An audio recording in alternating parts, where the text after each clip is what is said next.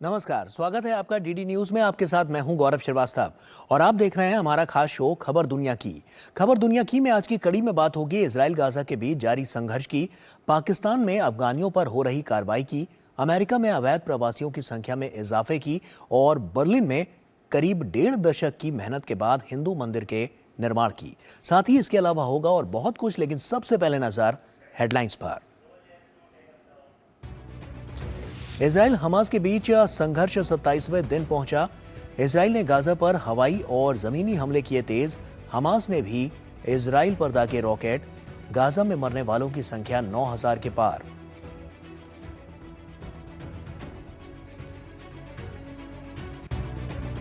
मिस्र की रफा क्रॉसिंग से गाजा में फंसे विदेशी नागरिकों और घायलों की निकासी का सिलसिला जारी। कतर की मध्यस्थता में हुए समझौते का अमेरिका समेत कई देशों ने किया स्वागत।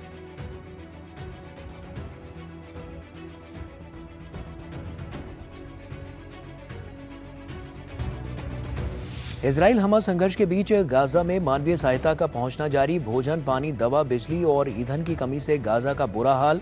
अस्पतालों में दवाओं और ईंधन की कमी ने हालात किए और मुश्किल।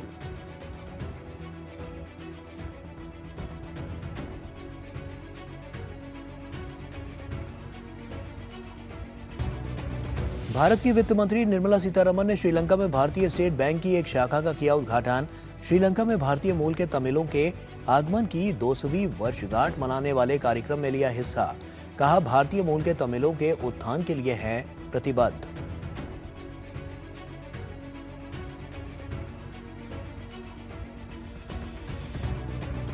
दुनिया के पहले वैश्विक आर्टिफिशियल इंटेलिजेंस सुरक्षा शिखर सम्मेलन का ब्रिटेन में हुआ आयोजन। ऋषि सुनक ने आर्टिफिशियल इंटेलिजेंस के जोखिमों को नियंत्रित करने पर दिया बल। भारत के इलेक्ट्रॉनिक्स और आईटी मंत्री राजीव चंद्रशेखर ने आगामी GPAI और भारत AI शिखर सम्मेलन के लिए दिया आमंत्रण।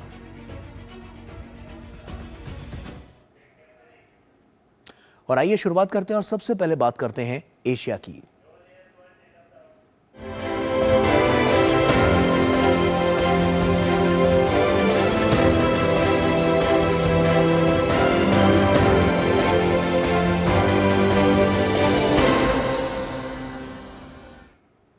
और सबसे पहले देखते हैं संघर्ष के इजराइल और गाजा के 27वें दिन के ताजा हालात।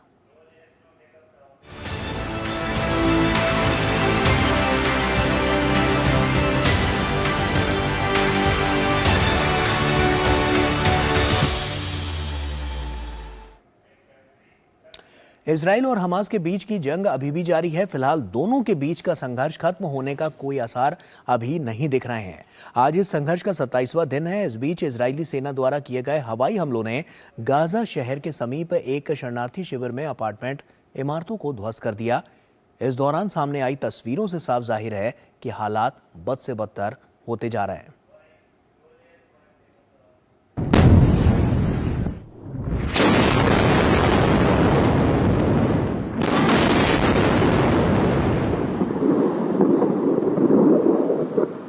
इजराइल हमास के बीच संघर्ष 27वें दिन में प्रवेश कर चुका है।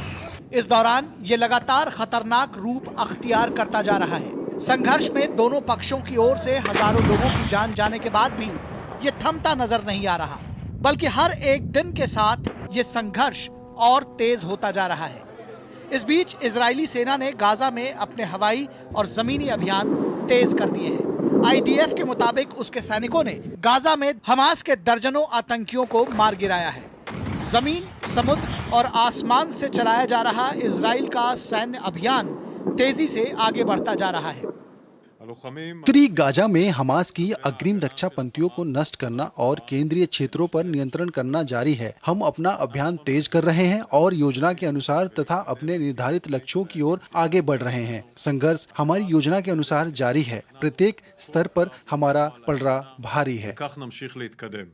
इस बीच इजरायली सेना के मुताबिक उत्तरी गाजा में रात भर लड़ाई जारी रही और संघर्ष शुरू होने के बाद से 12,000 से अधिक लक्ष्यों पर हमला किया गया। वहीं एक बार फिर से इजराइल ने हमास के कब्जे में बंधकों की संख्या में बदलाव करते हुए बताया कि आतंकी गुट के पास 242 बंधक हैं, जिनकी रिहाई हमारी सर्वोच्च प्राथमिकता है। अब तक 242 बंधकों के परिवारों को सूचित किया गया है। उन सभी की रिहाई के लिए हम प्रतिबद्ध हैं। हम अपनी उत्तरी सीमा की मजबूती से रक्षा कर रहे हैं और इजराइल में गोलाबारी या घुसपैठ के किसी भी प्रयास को विफल कर रहे हैं। हम किसी भी कार्रवाई से निपटने को तैयार हैं। वहीं इस संघर्ष के बीच इजराइल के रक्षा मंत्री योव गैलेंट ने गाजा से लगी सीमा पर कमांडरों के साथ बैठक की। इस दौरान उन्होंने सुरक्षा बलों की सराहना करते हुए कहा कि यह संघर्ष हमास के खात्मे के साथ ही समाप्त होगा। मैं सेनाओं की बहादुरी की बहुत सराहना करना चाहता हूं। हम हर स्तर पर आतंकवादियों को मार रहे हैं। उनसे मैदान में लड़ाई कमांड स्तर तक और आतंकवादियों की सुरंगों तक लड़ी जा रही है। दुर्भाग्य से हमें भी इसकी कीमत चुकानी पड़ी है। जैसा कि हर लड़ाई में होता है, हम ताकत के साथ आगे बढ़ रहे हैं। उधर इजराइल पर हमास के रॉकेट हमले जारी हैं। हमास का दावा है कि गाजा में जमीनी ऑपरेशन अंजाम दे रहे इजराइल के टैंक भी उसका निशाना बन रहे हैं। हमास ने एक वीडियो जारी करके दावा किया है कि उसने गाजा में इजराइल के टैंक को हमला करके नष्ट कर दिया। इजराइल हमास संघर्ष के बीच इजराइल की सेना अपने उत्तरी मोर्चे पर भी चौकस है।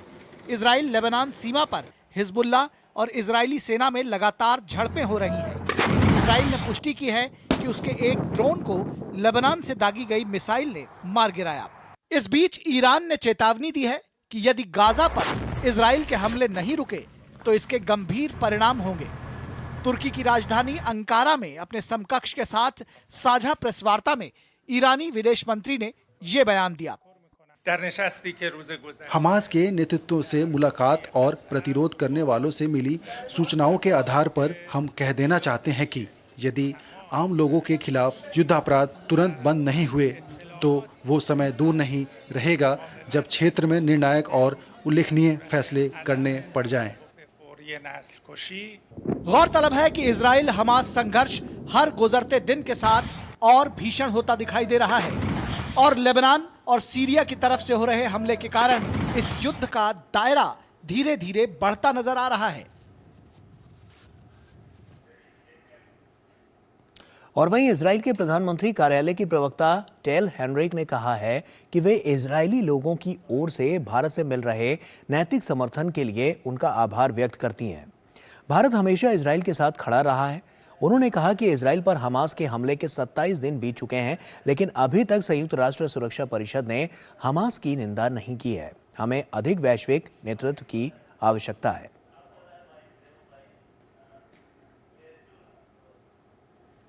We hope, first, on a personal level, I would like to express gratitude here on behalf of the Israeli people to the support that we have, moral support that we have been receiving from Indian individuals all around the world. It's been very heartwarming, and we know that you know to tell good from evil, right from wrong, and we really appreciate your standing by Israel. And on the diplomatic level, what we want to see is support to Israel in the United Nations. So far, you know, we're 27 days after Hamas waged war on us, and the UN Security Council hasn't issued even a condemnation of Hamas. So I think moral global leadership is very, very important here, and India sure has that. Israel Hamas युद्ध के कई दिन बीत चुके हैं। हालिया संघर्ष को देखकर लगता है कि जंग अभी लंबी खिंच सकती है।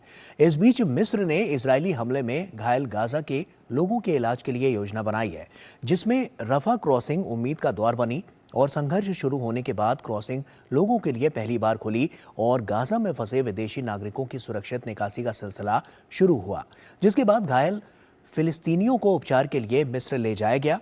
क्या है वहां के मौजूदा हालात, आइए देखते हैं।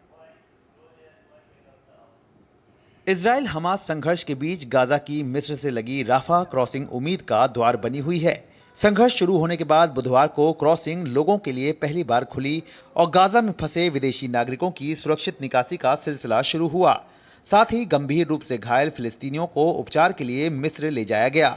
कतर की मध्यस्थता में हुए समझौते के तहत फिलहाल विदेशी नागरिकों और घायलों की रफा के रास्ते निकासी जारी है। गौरतलब है कि बुधवार को 400 से ज्यादा लोगों की सुरक्षित निकासी हुई थी, जिनमें कई देशों के नागरिक शामिल हैं। उधर विदेशी नागरिकों की सुरक्षित निकासी पर अमेरिका का कहना है कि ये सिलसिला आने वाले दिनों में भी जारी रहेगा। हमारे प्रयासों से अमेरिकियों सहित विदेशी नागरिकों का पहला जत्था रफाह क्रॉसिंग के रास्ते गाजा से सुरक्षित निकल गया है और हमें उम्मीद है कि अगले कई दिनों तक अमेरिकी नागरिकों और विदेशी नागरिकों का बाहर निकलना जारी रहेगा। इस बीच अमेरिकी राष्ट्रपति जो बाइडेन ने घायल फिलिस्तीनियों और विदेशी नागरिकों की सुरक्षित निकासी का स्वागत किया। अमेरिकी राष्ट्रपति ने इस क्षेत्र में अपने सहयोगियों के साथ अमेरिका की गहन और तत्काल कूटनीति का परिणाम बताया।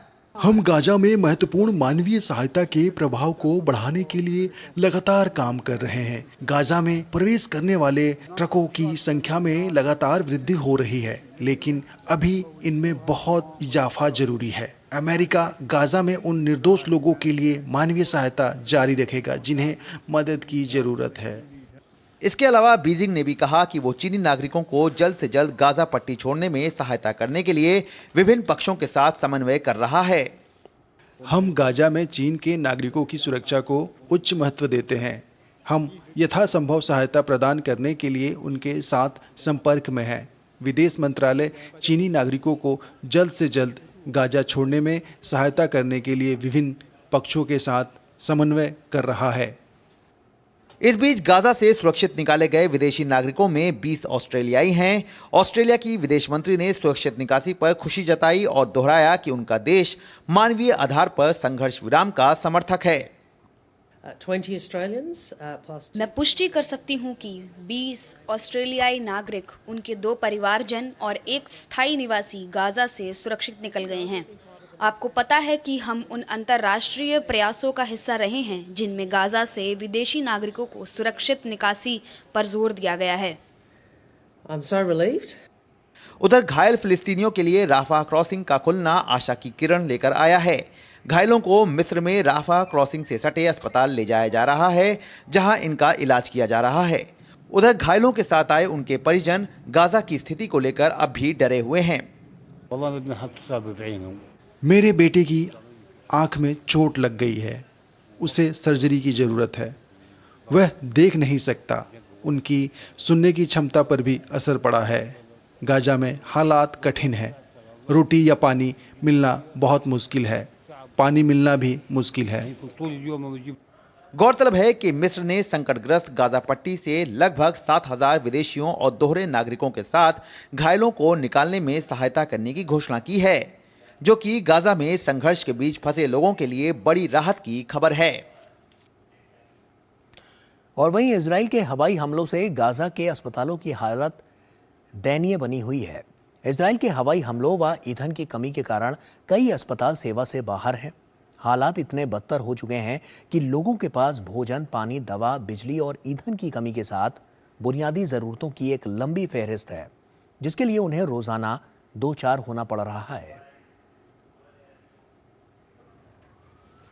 इजराइल हमास के बीच जारी संघर्ष की सबसे ज्यादा मार गाजा वासियों को झेलनी पड़ रही है। हालात इतने बदतर हो चुके हैं कि लोगों के पास भोजन, पानी, दवा, बिजली और ईंधन की कमी के साथ बुनियादी जरूरतों की एक लंबी फेहरिस्त है, जिसके लिए उन्हें रोजाना 2-4 होना पड़ रहा है। भले ही रफा क्रॉसिंग के रास्ते मिस्र ले जाए गए घायलों को चिकित्सा सहायता मिल गई है, लेकिन जो गाजा में ही रह गए हैं उनकी मुश्किलें कम नहीं हो रही। अस्पतालों की खराब हालत की वजह से गाजा पट्टी में स्वास्थ्य सेवाएं लगभग दम तोड़ रही हैं। अस्पतालों में दवाओं की कमी तो है ही, ईंधन की कमी ने हालात और मुश्किल बना दिए हैं। अस्पताल में मरीजों के बढ़ते दबाव को देखते हुए खान यूनिस के एक स्कूल के कुछ कमरों को अस्पताल का वार्ड बनाना पड़ा है। यह स्कूल राहत शिविर के रूप में काम आ रहा था, लेकिन जब अस्पताल में मरीज बढ़े तो यहाँ डेस्कों को ही बेड बनाना पड़ गया। मेरे बच्चे को इलाज की ज़रूरत है। अस्पताल में जगह नहीं थी, इसलिए हमें छुट्टी दे दी गई। फिर हम यहाँ आए, यहाँ इलाज नहीं है। हमसे जिस अस्पताल में जाने को कहा गया वो भी भरा हुआ है। हम बस इंतजार कर रहे हैं। मानवीय सहायता की कमी से जूझ रहे गाजा में हालात का जायजा लेने के लिए संयुक्त राष्ट्र की फिलिस्तीनी राहत एजेंसी के प्रमुख गाजा पहुंचे। उन्होंने गाजा में काम कर रहे यूएन अधिकारियों से मुलाकात की। यूएन गाजा में जरूरी सेवाओं की कमी पर बार बार चिंता जता रहा है। यहाँ ईंधन की बहुत ज़रूरत है। उसके बिना यहाँ न बेकरियाँ काम कर रही हैं, न अस्पतालों का संचालन हो पा रहा है। यहाँ तक कि पानी के पंप तक काम नहीं कर रहे हैं। मेरी टीम ने मुझे अधिक मानवीय सहायता की ज़रूरत के बारे में बताया है। राफा क्रॉसिंग के रास्ते गाजा में मानवीय सहायता की आपूर्ति जारी है।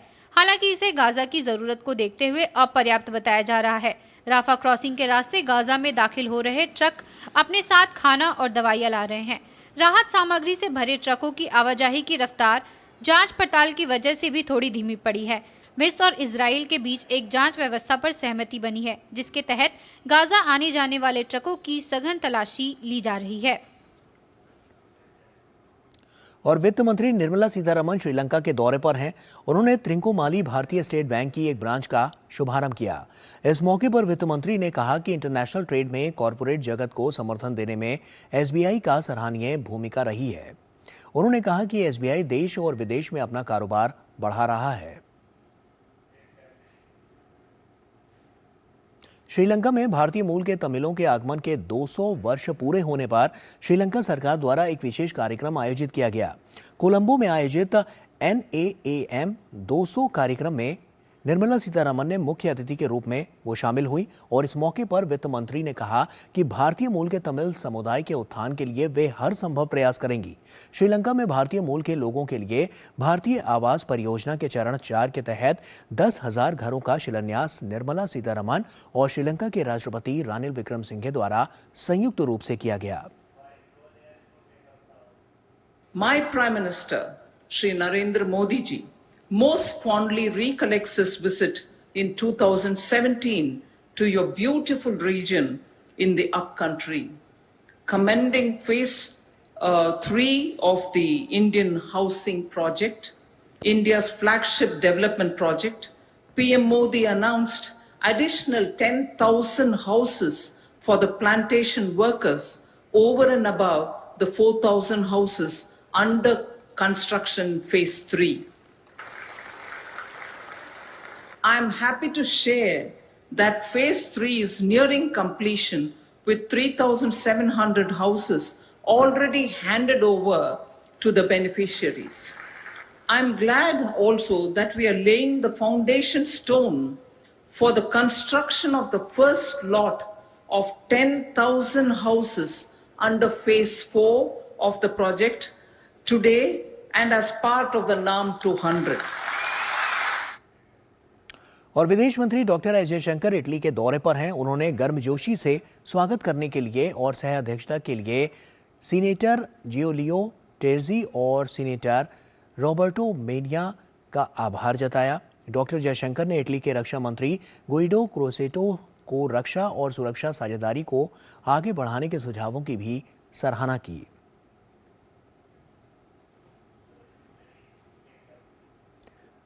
केंद्रीय शिक्षा और कौशल विकास मंत्री धर्मेंद्र प्रधान 1 से 3 नवंबर तक यूएई के दौरे पर हैं। इस दौरान उन्होंने यूएई के विदेश मंत्री महामहिम शेख अब्दुल्ला बिन जायद अल नहयान से मुलाकात की। सोशल मीडिया प्लेटफॉर्म एक्स पर एक फोटो शेयर करते हुए केंद्रीय मंत्री ने इस मौके पर खुशी जताते हुए लिखा कि दोनों देशों की बहुआयामी साझेदारी को और मजबूत करने और आगे बढ़ाने पर सार्थक चर्चा की गई।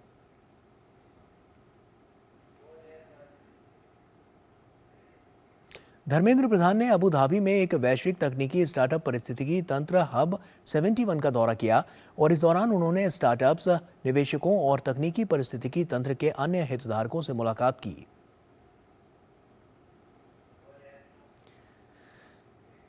इसके अलावा केंद्रीय शिक्षा मंत्री ने संयुक्त अरब अमीरात के अबू धाबी में निर्माणाधीन BAPS हिंदू मंदिर का दौरा किया। ये मंदिर भारत के बाहर सबसे बड़े और सबसे खूबसूरत हिंदू मंदिरों में से एक होने वाला है। इस मंदिर का निर्माण कार्य 2024 में पूरा होने वाला है।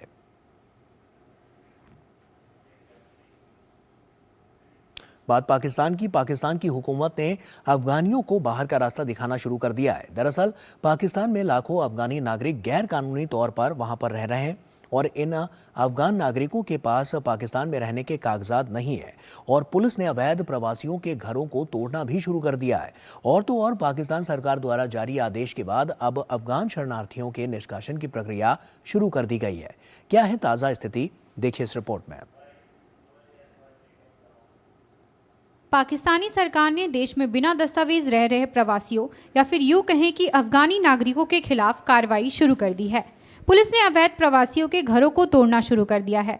पाकिस्तान की सरकार ने बिना दस्तावेज के रह रहे प्रवासियों के लिए स्वेच्छा से देश छोड़ने की समय सीमा 1 नवंबर तय की थी, लेकिन समय सीमा गुजर जाने के बाद देश नहीं छोड़कर जाने वालों के खिलाफ कार्रवाई चलाई जा रही है।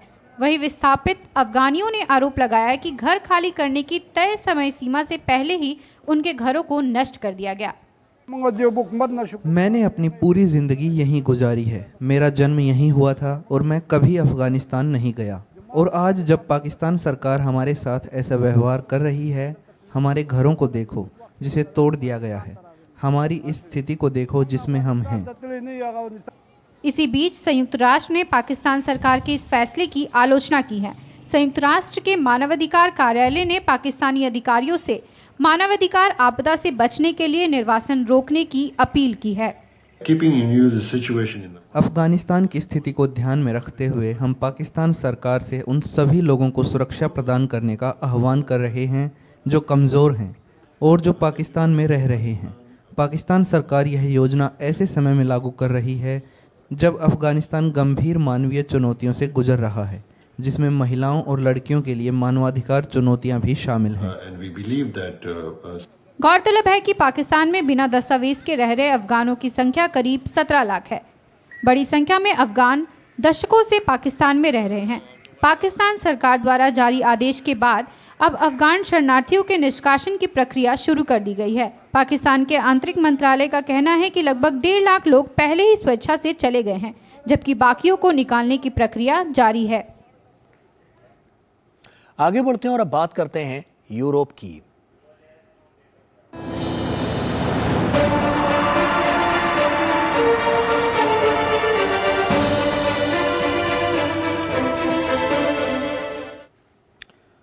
ब्रिटेन में दुनिया के पहले वैश्विक आर्टिफिशियल इंटेलिजेंस सुरक्षा शिखर सम्मेलन का आयोजन किया गया, जिसमें विश्व भर के नेता शामिल हुए और उन्होंने आर्टिफिशियल इंटेलिजेंस की भूमिका और चुनौतियों पर चर्चा की। इस बीच केंद्रीय इलेक्ट्रॉनिक्स और आईटी राज्य मंत्री राजीव चंद्रशेखर ने कहा कि भारत एआई को खुलेपन, सुरक्षा, विश्वास और जवाबदेही के चश्मे से देखता है।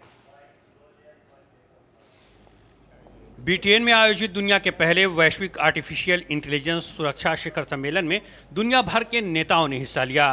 भविष्य में आर्टिफिशियल इंटेलिजेंस की महत्ता पर चर्चा करने के लिए सम्मेलन के दूसरे दिन कई नेताओं ने अपने विचार रखे। वहीं ब्रिटेन के प्रधानमंत्री ने तकनीक के जोखिमों को नियंत्रित करने पर बल दिया। इस तकनीक को विकसित करने वाले लोगों ने स्वयं आर्टिफिशियल इंटेलिजेंस द्वारा उत्पन्न होने वाले जोखिमों को उठाया है। इस विषय पर बहस चल रही है। उद्योग में लोग स्वयं सहमत नहीं हैं और हम निश्चित नहीं हो सकते हैं, लेकिन कई लोगों का यह मानना है कि यह महामारी और परमाणु युद्ध जैसे बड़े पैमाने पर जोखिम पैदा कर सकता है। इसलिए हमारी जिम्मेदारी है कि हम लोगों की सुरक्षा के लिए कदम उठाएं। इस वैश्विक सम्मेलन में दुनिया के बड़े देशों के नेताओं की मौजूदगी रही, जिसमें अमेरिकी उपराष्ट्रपति कमला हैरिस, संयुक्त राष्ट्र महासचिव एंटोनियो गुटेरेस, इटली के प्रधानमंत्री जॉर्जिया मेलोनी, एलन मस्क और chat GPT boss Sam Altman प्रमुख हैं। वहीं भारत की ओर से सम्मेलन में हिस्सा ले रहे केंद्रीय इलेक्ट्रॉनिक्स और आईटी मंत्री राजीव चंद्रशेखर ने आर्टिफिशियल इंटेलिजेंस को लेकर कहा कि आर्टिफिशियल इंटेलिजेंस को उपभोक्ताकर्ताओं के लिए सुरक्षा, विश्वास और प्लेटफार्मों के लिए जवाबदेही के सिद्धांतों द्वारा निर्देशित किया जाना चाहिए। उन्होंने साथ ही दिसंबर 2023 में होने वाली आगामी GPAI और भारत AI शिखर सम्मेलन के लिए सभी देशों को आमंत्रित किया।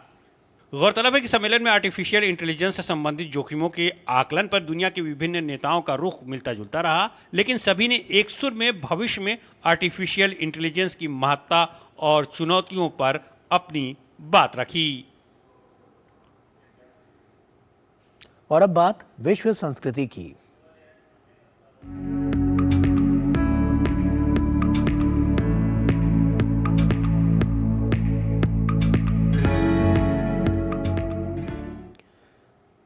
जर्मनी की राजधानी बर्लिन में करीब 1.5 दशक की मेहनत के बाद हिंदू मंदिर का निर्माण पूरा होने के करीब है।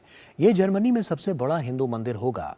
समुदाय आधारित ये परियोजना ऐसे समय में आई है जब जर्मनी में भारतीय प्रवासियों की संख्या लगातार बढ़ रही है। मंदिर के शुभारंभ की तैयारियां अपने अंतिम चरण में है। हमारे संवाददाता ट्रेंट मरे ने श्री गणेश मंदिर का दौरा कर इसका जायजा लिया। देखिए।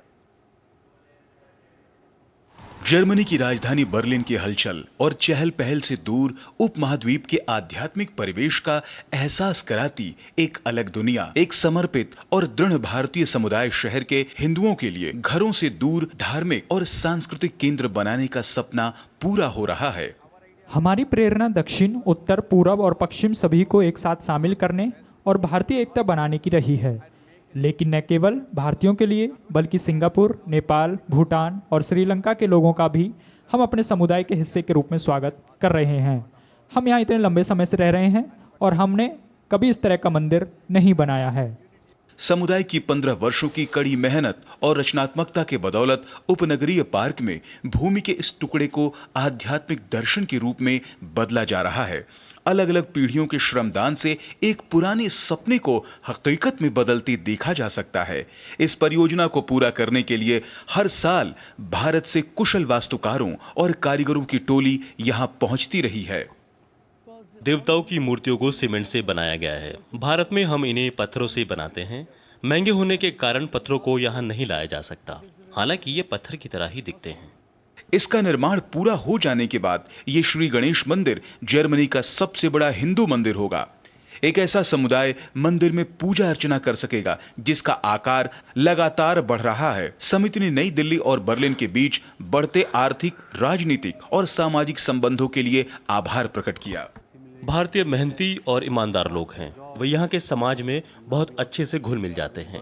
यही कारण है कि जो छात्र यहाँ आते हैं वे वास्तव में अच्छी तरह से आत्मसात हो जाते हैं। बर्लिन स्टार्टअप हब है, इसलिए हम बहुत से भारतीयों को अपने स्टार्टअप विचारों के साथ अपनी खुद की कंपनियां शुरू करते हुए देखते हैं। इतने बड़े परियोजना पर निश्चित रूप से बड़ा खर्च होगा, लेकिन मंदिर से जुड़े लोग इसे कर्ज के पैसों से नहीं बनाना चाहते हैं, इसलिए स्थानीय भारतीय समुदाय के सहयोग से इसे पूरा किया जा रहा है। गणेश मंदिर का निर्माण पूरा करने का लक्ष्य अगले साल की पहली तिमाही रखा गया है, जिसके लिए वहां मौजूद भारतीय दूतावास करीबी समन्वय बनाए हुए है। मंदिर का निर्माण भारतीय समुदाय लोगों के लिए मील का पत्थर साबित होगा, जो वहां रहने वाले लोगों की अगली पीढ़ियों के लिए धार्मिक और सांस्कृतिक विरासत को संजोने का काम करेगा। ट्रेंट मरे, डीडी न्यूज, बर्लिन। और इसी के साथ फिलहाल इतना ही। हमारी पूरी टीम को दीजिए इजाजत। नमस्कार।